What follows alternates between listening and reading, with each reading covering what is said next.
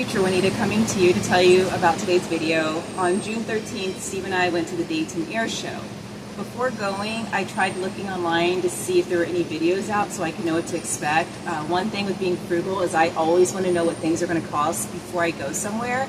And I don't like surprises, so I just wanted to know to plan, like what to dress or how to dress, what food we could bring, and they had the information on their website, but I still like to see things in person. So I went online, I went on YouTube, tried to find stuff. I couldn't. All I could find were news articles saying that the Blue Angels were going to be in Dayton, Ohio. So I was like, all right, let me go ahead and try to record a video of the air show. And now I can see why there was nothing recorded, because it was very difficult to record, especially by an amateur like me, like not knowing what directions the planes are going to be coming from, with how far away they were, and all I'm shooting with is a camera or my phone. I don't even have like a professional camera, and it just, my camera kept going in and out of focus because like I had the blue sky, the white clouds, and yeah, so it was hard, but I tried. So let's get to the video.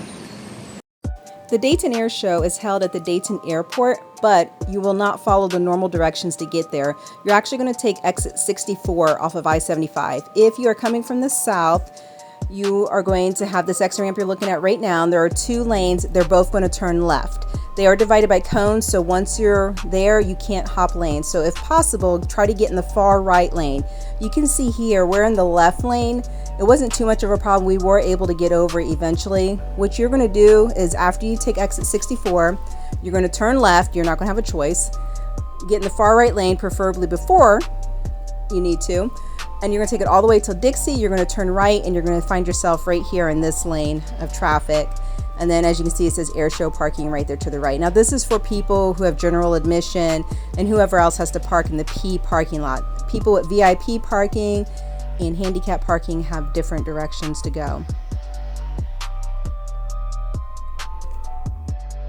As heavy as the traffic was, it actually was very well organized. You can see how slow the cars are going there.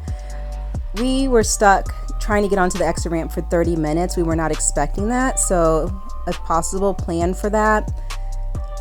Even so, everybody was really patient and polite. I was really surprised. No horn honking, no cutting people off. You can see even here, just like it's slow, it's orderly. I actually did not mind the traffic for once.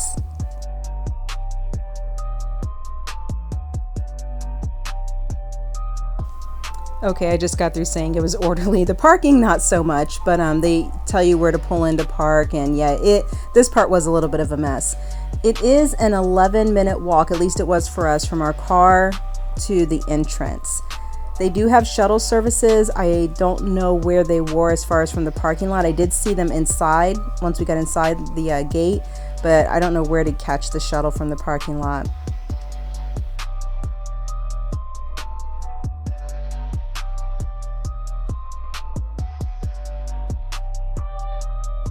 They are very lenient with how much stuff you're allowed to bring in. The one thing they ask you not to bring in is coolers, yet you will see right here in a second there is a guy with a cooler.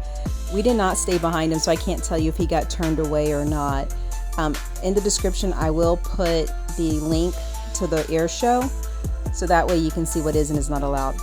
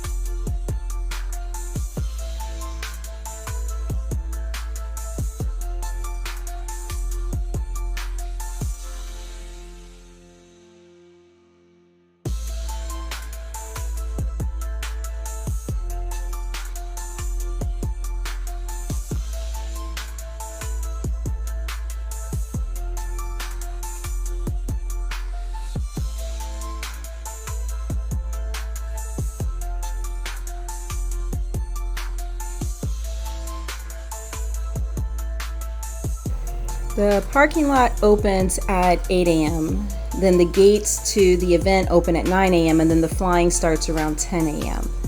So I wish we would have gotten there a little bit earlier. I did not know we were going to get stuck for 30 minutes trying to get off the exit ramp, but we did not have a problem finding a spot on the grass to put our lawn chairs. Everything felt very safe there. We were able to leave our belongings unattended, and of course we took our valuables with us, our keys, our phone, our wallets, but like our food and our chairs, we just left there while we walked around. In a minute, I'm going to get up to explore the food options, but you guys just bring your own lunch. Nothing there looked appealing, nothing smelled appealing. I've never been to a festival where you walk by the food booths and you smell nothing. Steve got, I think it was a vanilla iced coffee. The only accurate part of that was the ice. It looked so watery, and I'm not a coffee drinker because the caffeine keeps me up for days, but that stuff looked pretty safe to take a taste of, so I asked him for a sip, and I was right. It just tasted like water. If I closed my eyes and imagined hard enough, I kind of could taste some sugar and coffee, but save your money. Don't spend $8 on some watered down coffee. And then I got bourbon chicken. That's the only reason I will go to a festival, is to get my bourbon chicken. But what they served here, I don't know what that was.